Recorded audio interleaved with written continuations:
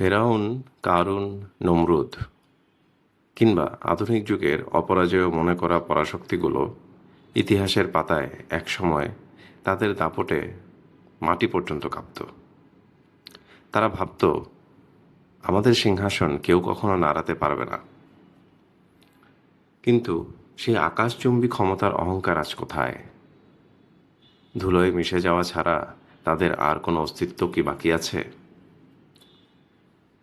মানুষ যখনই নিজের ক্ষমতা, রূপ বা টাকা দিয়ে অন্যকে তুচ্ছ-তাচ্ছিল্য করে, তখনই সৃষ্টি জগতের এক পরম অমোঘ নিয়মে তার পতন নেমে আসে।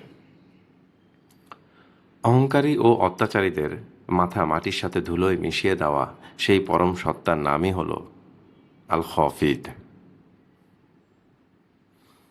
আল খফিদ, যার অর্থ অবনতকারী, দাম্ভিক ও অত্যাচারীর পতন ঘটানো সত্তা এবং অসত্যকে পদোন্নতকারী। আসসালামু আলাইকুম রহমতুল্লাহি ওয়া বারাকাতুহু।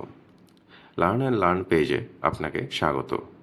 আসমাউল হুসনা বা আল্লাহর ৯৯টি পবিত্র নামের ধারাবাহিক যাত্রায় আজ আমরা জানব ২২তম পবিত্র নাম আল খফিদের গাম্ভীর্যপূর্ণ শিক্ষা ও আত্মশুদ্ধির পাঠ। আরবি খফদ শব্দ থেকে আল খফিদ নামের উৎপত্তি, যার অর্থ নিচে নামিয়ে দেয়া, নিচু করা বা অবনত করা। ইসলামে এই নামটিকে এর পরবর্তী নাম আর রাফি বা উন্নীতকারী এর সাথে মিলিয়ে পড়া উত্তম। আল খফিদ হিসেবে মহান আল্লাহ মূলত কাদের অবনত বা লাঞ্ছিত করেন?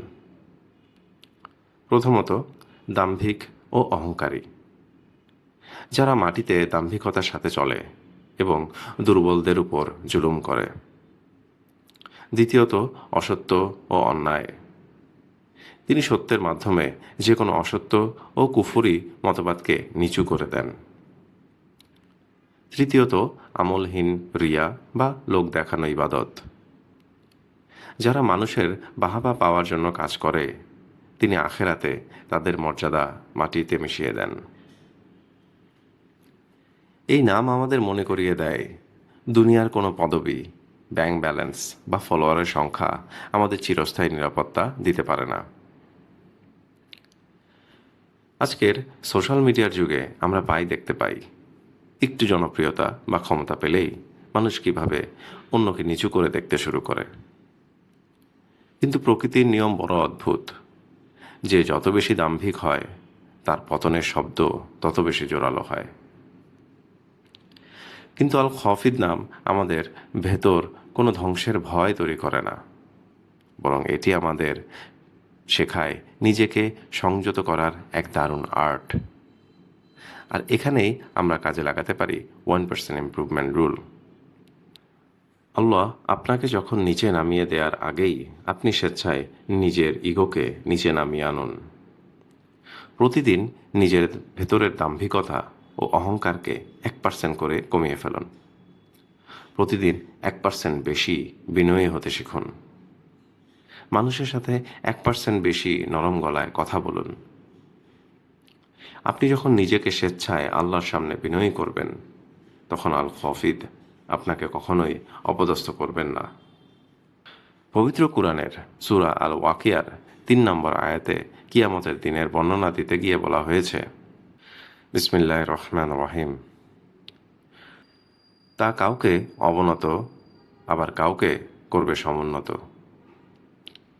অর্থাৎ দুনিয়ায় যারা অহংকারী ছিল তাদের কিয়ামতের দিন চরম অপমানিত করে পদানত করা হবে।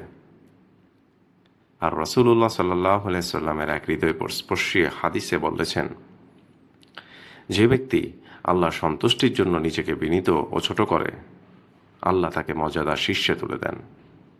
আর যে নিজেকে বড় মনে করে অহংকার করে, আল্লাহ তাকে মাটির সাথে মিশিয়ে সর্বনিম্ন স্তরে নামিয়ে দেন।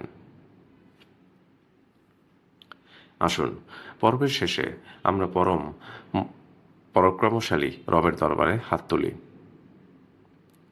হে আল খফিদ, আমাদের অন্তরের সমস্ত প্রকাশ্য ও গোপন অহংকারকে আপনি বিনাশ করে দিন।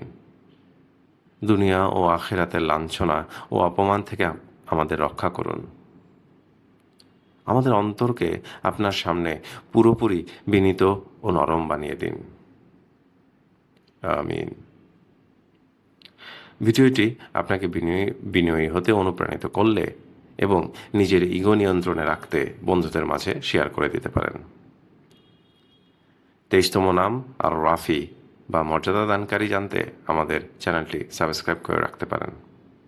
সে পর্যন্ত ভালো থাকুন, সুস্থ থাকুন। আল্লাহ হাফেজ।